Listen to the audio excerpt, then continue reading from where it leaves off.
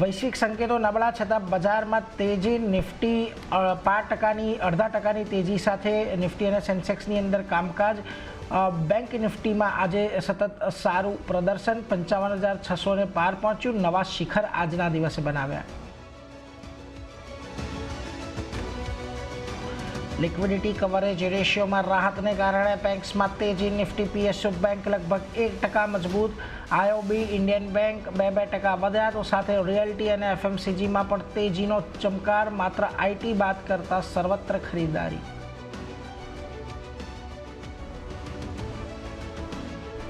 સ્થાનિક સ્ટીલ કંપનીઓને મોટી રાહત. સ્ટીલ ઇમ્પોર્ટ પર સરકારે 12% પ્રોવિઝનલ ટેરિફ લગાવ્યા. આજથી 200 દિવસ માટે સેફગાર્ડ ડ્યુટી લાગી.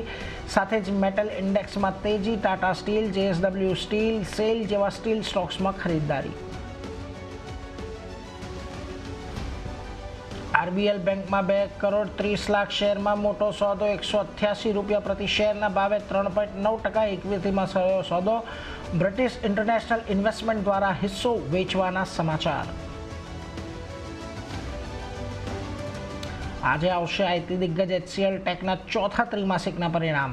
સીસી રેવન્યુમાં જોવા મળી શકે છે સામાન્ય દબાણ. માર્જિનમાં પણ 100 થી 150 બેઝિસ પોઈન્ટનો ઘટાડો સંભવ. સાથે જ હેવેલ્સ, એમએનએમ ફાઇનાન્સના પરિણામ પર પણ રહેશે નજર.